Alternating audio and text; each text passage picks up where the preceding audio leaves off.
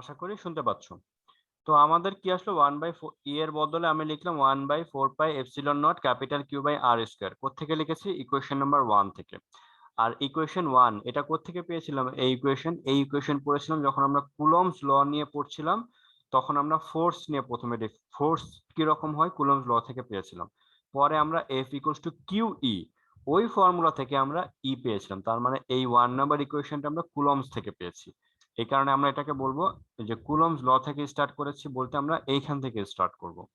তো এখন বলো ইন্টিগ্রেশন সাইনের বাইরে কে কে আসতে পারে বলো, বলে ফেলো। ইন্টিগ্রেশন সাইনের বাইরে কি আমি কাউকে নিয়ে আসবো, না যারা আছে সবাইকে ইন্টিগ্রেশন করব? বলো দেখি কি হবে। এখানে আমরা ইন্টিগ্রেশন এমন কিছুকে ইন্টিগ্রেশন সাইনের বাইরে নিয়ে আসবো যাদেরকে ইন্টিগ্রেশন করা যাবে না, যারা হচ্ছে কনস্ট্যান্ট হিসেবে থাকবে। তাহলে এখানে কনস্ট্যান্ট কে কে দেখো, এই 1/4 পাই এপসিলন নট এরা সবাই কনস্ট্যান্ট।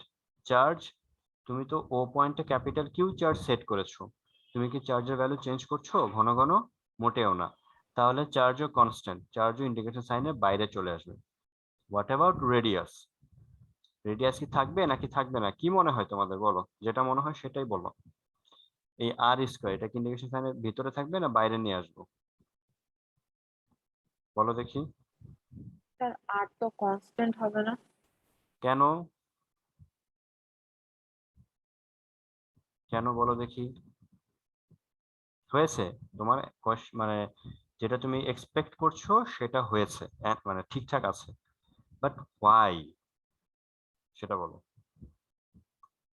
স্যার কারণ গাউসিয়ান সারফেসটা তো চেঞ্জ হবে না, এটা তো ফিক্সড পয়েন্টের জন্য। পারফেক্ট, সেন্টার থেকে গাউসিয়ান সারফেসের ডিসটেন্স অলওয়েজ সেম থাকবে, রাইট? এই সেন্টার তো এখানেই থাকবে, গাউসিয়ান সারফেস যেটুকু আছে এটুকু, তাহলে সেন্টার থেকে গাউসিয়ান সারফেসের ডিসটেন্স অলওয়েজ কি থাকবে? সেম থাকবে। তুমি যেই পয়েন্টে ইমাজিন করো না কেন, প্রত্যেকটা পয়েন্টই সেন্টার থেকে একই ডিস্টেন্সে। তাহলে খেয়াল করে দেখো ইন্ডিকেশন সাইনের বাইরে কে কে চলে আসবে? 1/4 পাই এপসিলন নট, এখানে ক্যাপিটাল কিউ, এখানে আর সবাই চলে আসবে। আর এখানে কে থাকবে? ডিএস। এখন ডিএস, ডিএসটা মানে কি? এই যে ছোট ছোট সারফেস গুলো আছে, এই সবাইকে যদি আমি অ্যাড করি, ওই বেলুনের উপর যদি মার্কার দিয়ে ছোট করে মার্কার দিয়ে তুমি মার্কিং করো ছোট একটা সারফেস, ওই রকম অসংখ্য সারফেসকে তুমি যদি অ্যাড করো তাহলে কি পাবা? টোটাল গাউসিয়ান সারফেসের এরিয়া পাবা না? হুম, টোটাল জি গাউসিয়ান স্যার। সারফেসের এরিয়া পাবো। তাহলে আমি কি লিখবো? গাউসিয়ান সারফেসের এরিয়া কত ধরেছি আমি? এস ধরেছি। তাহলে এখানে লিখে ফেলি আমরা 1/4 pi epsilon naught capital Q divided by r square. আর এটাকে ইন্টিগ্রেশন করলে আমি কি পাবো? এস পাবো, কারণ আমরা ইন্টিগ্রেশন একটা ফর্মুলা পড়ে এসেছিলাম, ডিএক্স কে ইন্টিগ্রেশন করলে কি হয়? এক্স। তাহলে ডিএস কে ইন্টিগ্রেশন করলে আমি কি পাবো? এস। ওকে, আচ্ছা, এখন কাজ শেষ হয়নি। গাউসিয়ান সারফেসটা তুমি শুরুতে কিন্তু তোমাকে আমি জিজ্ঞেস করেছিলাম যে গাউসিয়ান সারফেসটা কিসের মতো দেখতে, সার্কেল নাকি স্ফেয়ার? তুমি বলেছো গাউসিয়ান সারফেসটা হচ্ছে কি একটা স্ফেয়ারের মতো। আর একটা স্ফেয়ারের এরিয়া, সারফেস এরিয়ার ফর্মুলা কি বলো দেখি, 9-10 পড়ে এসেছো। গাউসিয়ান সারফেসের সরি স্ফেয়ারের ফর্মুলা কি সারফেস এরিয়ার? বলো দেখি, নিশাত, সাদিয়া, তোমরাও বলো, বলো। 4 পাই আর স্কোয়ার। 4 পাই আর স্কোয়ার, এই তো হয়েছে 4 পাই আর স্কোয়ার। তাহলে দেখো 4 4 cancel, pi pi cancel, R square cancel.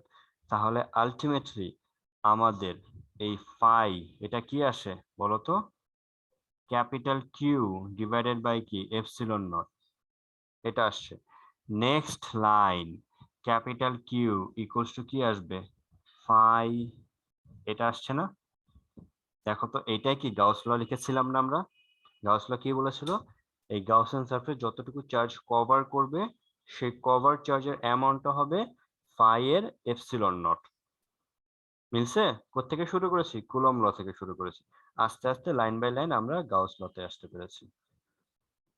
Clear সবাই?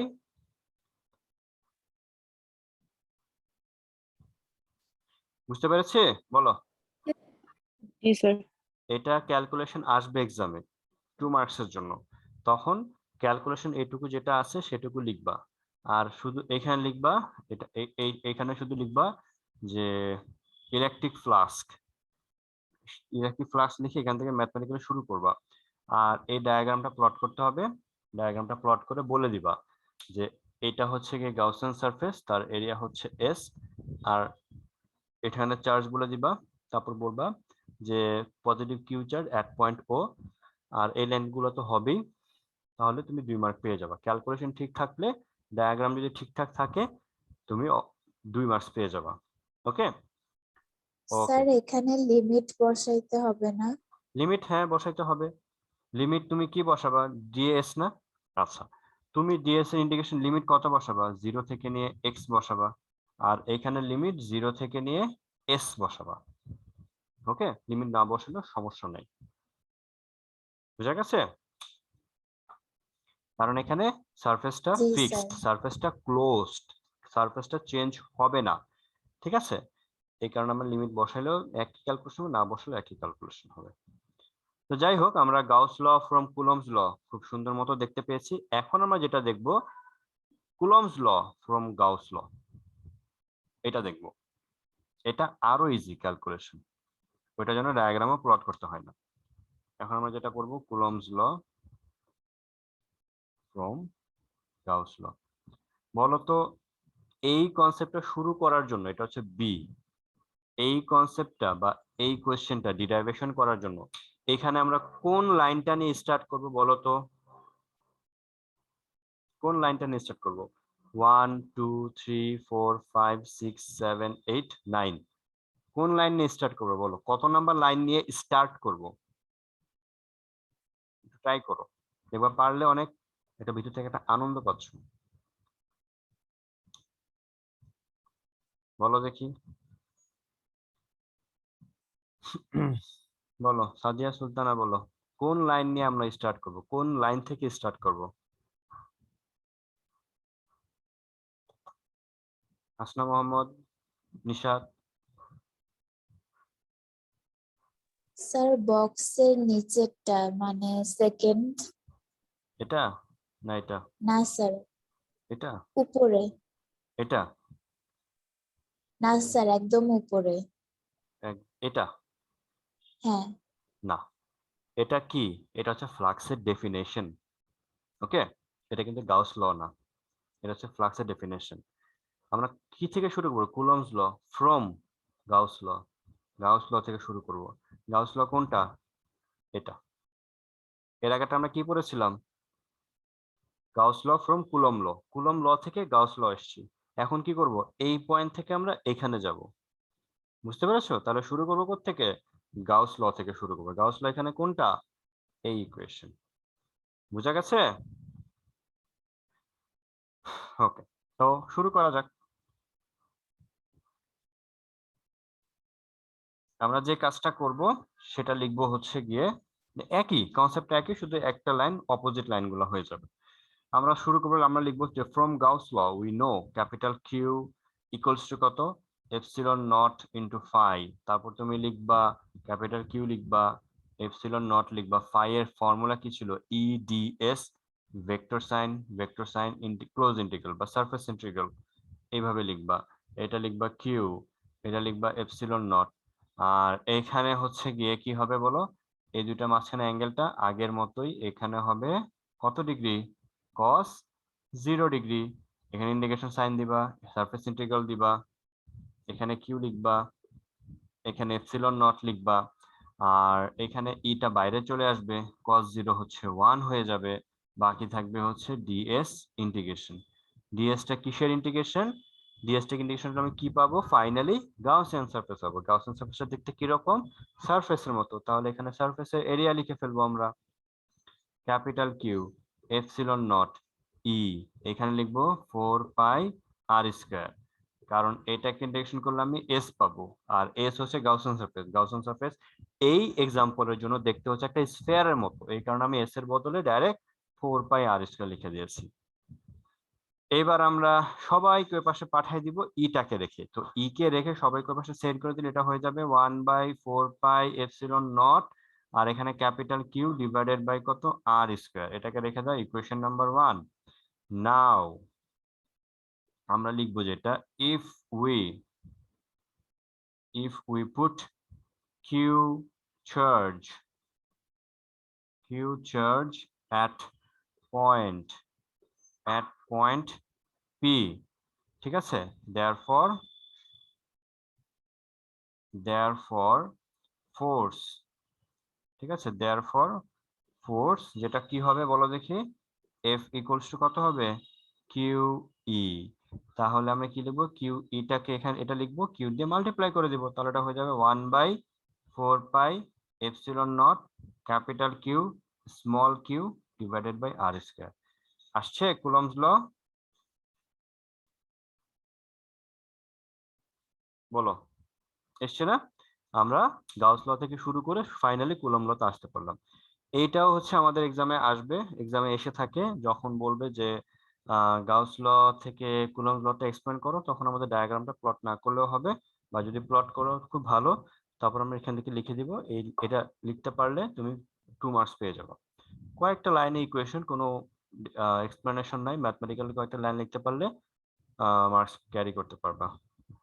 ওকে, এই হচ্ছে কি আমাদের কুলম্বস ল থেকে গাউস ল থেকে কুলম্বস ল, আমরা দুটাকে এক্সপ্লেন করতে পারলাম। এরপর আমরা এখন ফোর্স নিয়ে কেন কাজ করব? এখানে জি স্যার। তো আমরা তো এখানে 1 এ থাকার কথা ছিল নাকি? জি স্যার। ওকে, ওই ফর্মুলাতে আমাদের এফ থেকে শুরু করার কথা ছিল। আমি একটু বলছি, ফোর্স নিয়ে কাজ করবে এই কারণে, কারণ কুলম্ব হচ্ছে গিয়ে ফোর্স নিয়ে ডিরেক্ট কথা বলেছেন। উনি বলেছেন the attraction and repulsion force between two charge depend on the amount of charge and the distance between their charge. এই কারণে আমরা ফোর্সে রাখবো। এখন তুমি যদি চাও তাহলে এখন তোমার মনে একটা কোশ্চেন হইতে পারে যে আমরা যখন গাউস ল পড়লাম কুলম্ব ল থেকে, ওইখানে তাহলে আমরা ফোর্স থেকে কেন স্টার্ট করলাম না, তাই না? আচ্ছা, তো ফোর্স থেকে কেন স্টার্ট করলাম না? করা যায়, আমরা হচ্ছে গিয়ে এভাবে এই লাইনটা লিখতে হবে প্রথমে, যে if we put Q charge at point P, so therefore আমরা লিখবো ফোর্স এভাবে লিখবো 1/4 pi epsilon naught capital Q small Q divided by R square. But if Q equals to 1, তখন এটা কত হয়ে যাবে 1/4 pi epsilon naught capital Q by R square হয়ে যায় না? আর এটা কিসের ফর্মুলা? Electric field intensity. এই কারণে আমরা ই দিয়ে শুরু করেছি। তা তুমি এখান থেকে শুরু করে এই লাইন লিখবা, এই লাইনের পর এই লাইন লিখবা, এই লাইনের পর এইখানে আসবা, এই লাইন থেকে তারপরটা শুরু করতে পারো। বুঝতে পেরেছো? ওকে, তো এই হচ্ছে গিয়ে দুইটা এক্সাম্পল আমাদের এক্সামে আসে 2 মার্কের জন্য। প্র্যাকটিস করতে হবে, প্র্যাকটিস করলে আশা করি পারবা। আচ্ছা, এবার হচ্ছে কি আমরা একটা ব্রেক নেই, 10 মিনিটস একটা ব্রেক নেই, তারপর হচ্ছে কি সবাই 6:10 জয়েন করব। ওখানে ওই সময় আমরা অ্যাপ্লিকেশন পড়বো গাউস ল এর, ঠিক আছে? ওকে,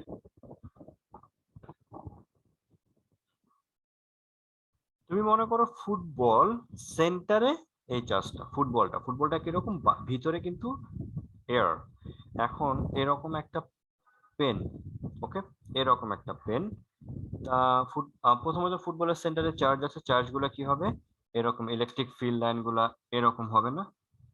এটুকু বুঝো নাকি ইলেকট্রিক ফিল্ড জি লাইনগুলা? স্যার।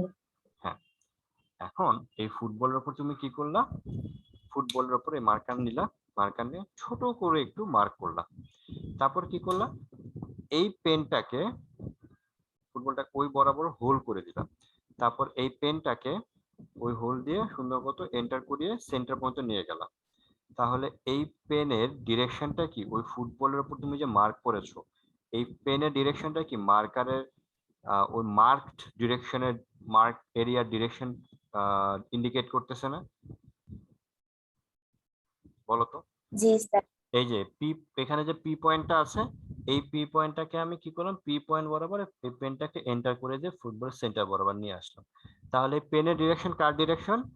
এই সারফেসের ডিরেকশন, ঠিক আছে? পেনের ডিরেকশনটা হচ্ছে এই সারফেসের ডিরেকশন, আর সেটা কি ই এর ডিরেকশনের সাথে কি সেম দিকে না? জি স্যার, বুঝছি। সেম দিকে হলে তখন কত হবে, 0 ডিগ্রি হবে, ঠিক আছে? এখন দেখো খেয়াল করে, তুমি মার্কারটাকে এভাবে, পেনটাকে এভাবে এন্টার করো, এভাবে যেদিকেই নাও না কেন সবাই দেখো ইলেকট্রিক ফিল্ডের সাথে কত ডিগ্রি অ্যাঙ্গেলে আছে? সবাই কিন্তু 0 ডিগ্রি আছে, তাই না? প্রত্যেকটা পয়েন্ট 0 ডিগ্রি অ্যাঙ্গেলে জি আছে। স্যার। তো এই হচ্ছে গিয়ে মূলত আমরা এই কারণে 0 ডিগ্রি লিখেছি। কেন? কারণ সারফেসটা চারপাশ থেকে স্প্রেড আউট হচ্ছে ইলেকট্রিক ফিল্ড। কিন্তু যদি সেটা অন্য কোনো সারফেস হতো হয়তো বা সবসময় 0 ডিগ্রি নাও হইতে পারতো। যেমন আমরা এই যে বক্স নিয়ে যখন ইমাজিন করেছিলাম, চারটা সারফেসে 90 ডিগ্রি আসছিল, একটা সারফেসে 0 আসছিল, আর একটা সারফেসে 180 ডিগ্রি আসছিল। ওকে, তো আশা করি তোমরা এটা পারবা। ওকে, এবার আমরা যেটা পড়বো, এবার আমরা সহজ কিছু কাজ করব। সহজ কিছু কাজ, যেমন একটা একটা করে দেখি। সারফেস, আমরা রাউন্ড সারফেস মানে গাউসিয়ান সারফেস যদি স্ফেয়ার হয় এরকম কিছু নিয়ে আমরা কয়েকটা অবজেক্ট নিয়ে কাজ করব। ওকে, কেস নাম্বার 1 বইতে যেরকম আছে আমি ওইভাবে যাচ্ছি না, আমি একটু ডিফারেন্ট ইয়েতে যাচ্ছি, সিরিয়ালে যাচ্ছি। আমরা হচ্ছে গিয়ে এখানে একটা স্ফেয়ার ইমাজিন করলাম। কিছু ইন্ট্রোডাকশন লিখে দিই। স্ফেয়ারটা হচ্ছে গিয়ে হলো স্ফেয়ার। ওকে, স্ফেয়ারটা হচ্ছে গিয়ে হলো sphere and charge distributed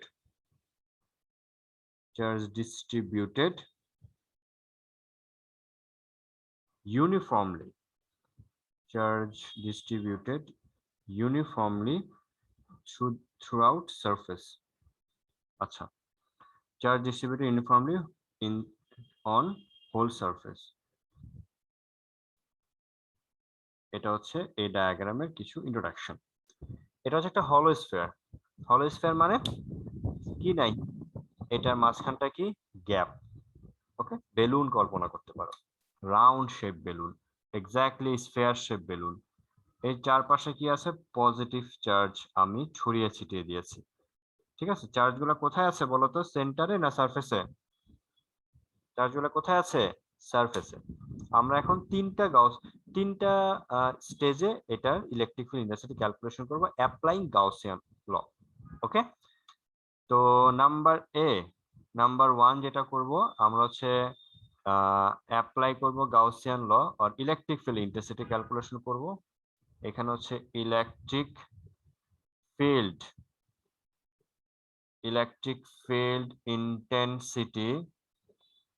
intensity outward or outside the sphere। এটা হচ্ছে নাম্বারটা করতে চাচ্ছি প্রথমে।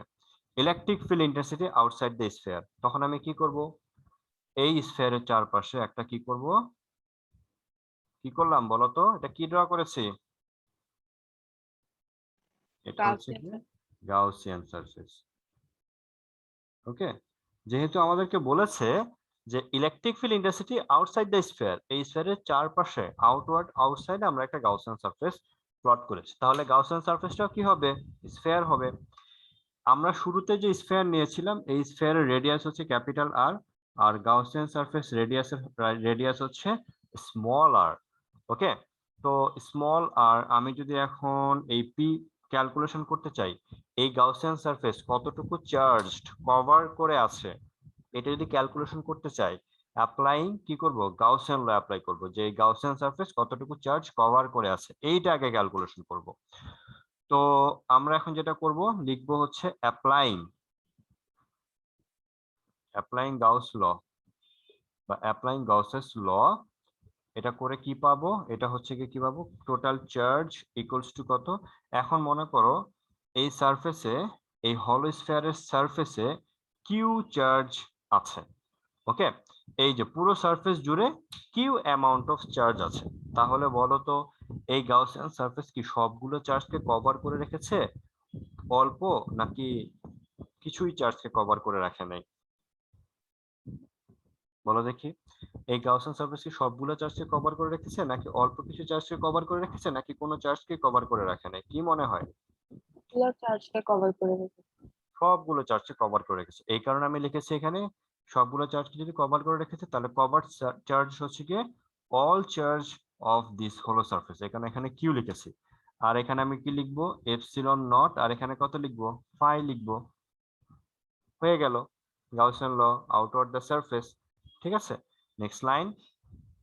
নেক্সট লাইন লিখবো কিউ, এখানে লিখবো এপসিলন নট, এখানে লিখবো ইন্টিগ্রেশন অফ ই ইনটু কত ডিএস। এখন ই তো ডেফিনেটলি ই এর ডিরেকশন তো বাইরের দিকে, আর ডিএস কোনটুকু, গাউসিয়ান সারফেসের উপর একটা ছোট একটা এরিয়া কভার করে নিব আমি। এই যে এই এরিয়াটাই হচ্ছে গিয়ে আমাদের জন্য ডিএস। এটাও কত ডিগ্রি অ্যাঙ্গেলে আছে? 0 ডিগ্রি। ঠিক আছে, তাহলে 0 ডিগ্রি থাকলে ইলেকট্রিক ফিল্ড ইন্টেন্সিটি ফর্মুলা কত হবে? ইলেকট্রিক ফিল্ড ইন্টেন্সিটি ফর্মুলা হবে যা হওয়ার তাই, মানে ইউনিফর্মটা ইলেকট্রিক ইন্টেন্সিটি ইউনিফর্ম থাকবে, এটা বাইরে চলে আসবে।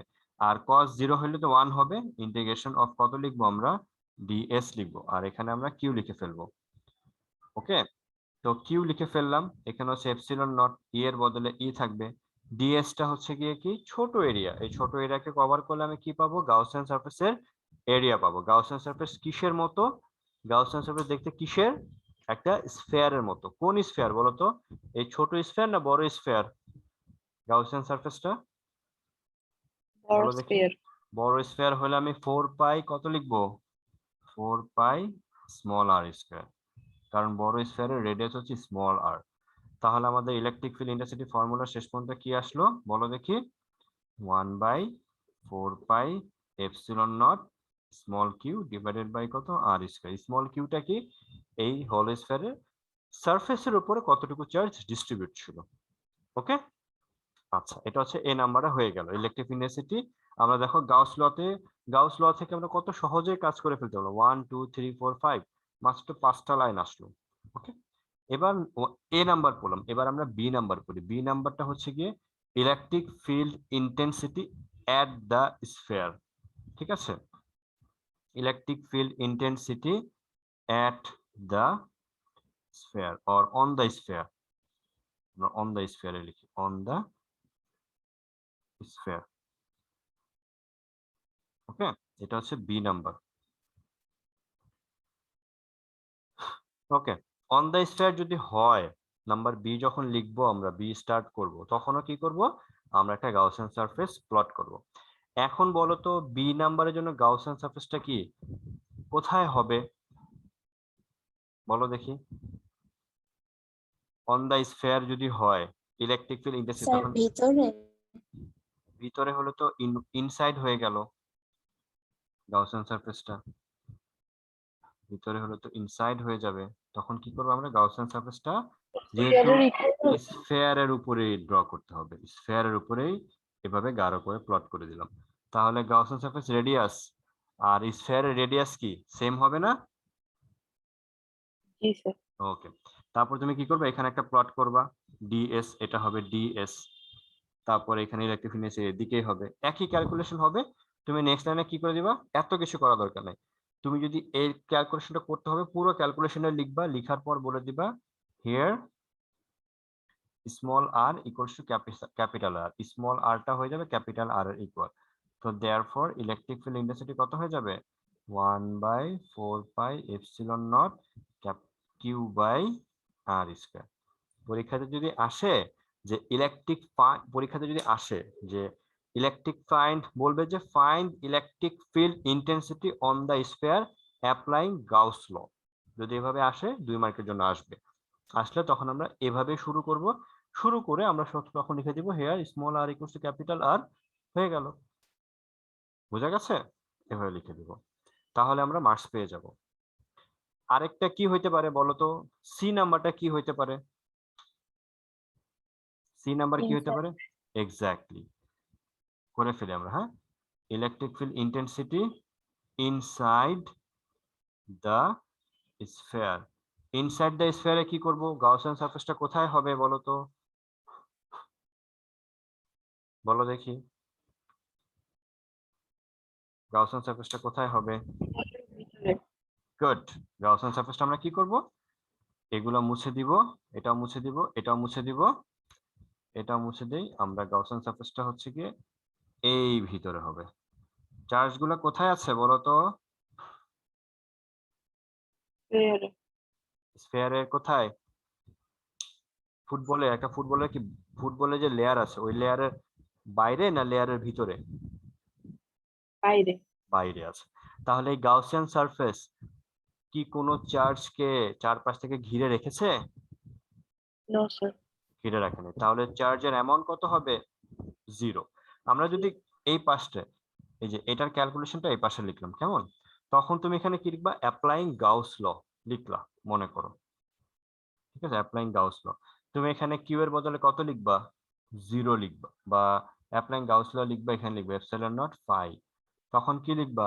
তুমি দেখতেই পাচ্ছ এই গাউসিয়ান সারফেস কোনো চার্জকে চারপাশ থেকে কনফাইন্ড করে রাখে নাই। ওকে, তাহলে কিউ এর ভ্যালু কত আসবে?